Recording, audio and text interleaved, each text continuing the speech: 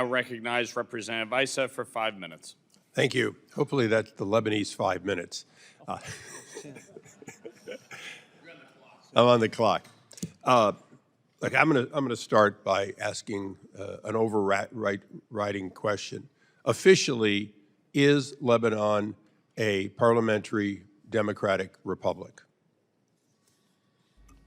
The answer is yes. And is the structure, although it's an unusual one, perfectly acceptable if fully implemented as a functioning parliamentary democratic republic, including the 50-50 makeup of the 128 parliamentarians and so on?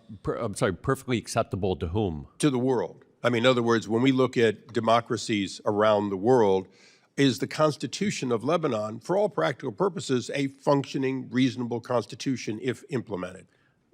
From where I sit, yes. Okay. From where you sit, is it fair to say that the Speaker of Parliament does not implement that Constitution, but instead distorts it so that it doesn't function? The Speaker of Parliament is incredibly problematic and has been for 34 years now.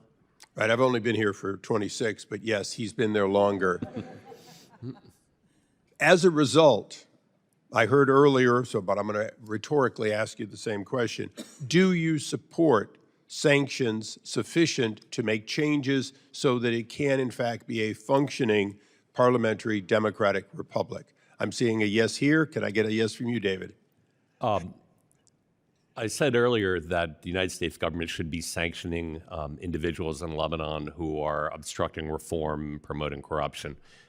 I dare say he fits into that category. And we sanction people like Gibran for wanton theft and so on, but we've left the Speaker, who has an incredible amount of wealth sitting with his relatives in Dearborn, and we've left him alone for generations. I'm proud to say that I was the one responsible for sanctioning Gibran.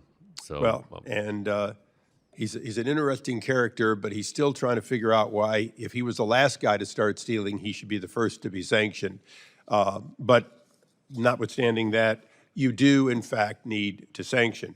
So as a result, two lowly Lebanese Americans, Congressman LaHood and myself, introduced last night H.R. 7311, the Safe Lebanon Act, which in fact allows for the president, and we hope to have it considered by this committee, marked up and out before the elections, that in fact the president is able to sanction for all of these types of behavior, but particularly the question I have, the diaspora of Lebanon. I am an eligible Lebanese voter under the law, as are so many, more than 10 million around the world. But only a fraction will ever vote in those elections.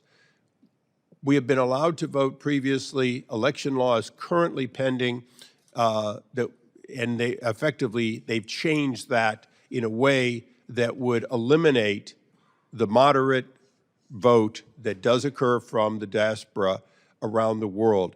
Should we sanction if they are not allowed access to a fair absentee voting system? I wrote about this in my testimony, and it is Nabi Berri who is obstructing electoral reform. 6 to 8 million Lebanese, or 10 million Lebanese expatriates. A million and a half here, and many times that in Brazil. They're being disenfranchised, and this is something that shouldn't happen. Whether this is the reason he should be sanctioned, or whether it's for corruption, or whether it's for other malfeasance, we should be talking about that. Absolutely. Now, I called for him to be sanctioned previously, and it was, among other things, corruption. Today, though, I only have two things that I'm looking at sanctioning for, and I'll ask your comments on it in the remaining time. One is the one that you've already answered, which is if people are interfering with the execution of a constitution that allows for a reasonable facsimile of a democracy, now that many of the outside forces are diminished, should we sanction? And then the second one, quite frankly, is do we need to have a form of tough love, which may include sanctioning, if we cannot get the Lebanese armed forces to risk, and I repeat, to risk a civil war in order to disarm a rebellion that has gone on for 40 years? There is no risk of civil war. There is a threat of violence from Hezbollah if the Lebanese government tries to exert sovereignty.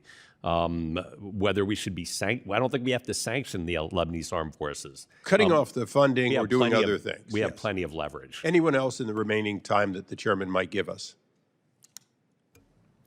I definitely agree with everything David said, definitely, and diaspora law will make or break actually the next parliament, so I totally agree with that.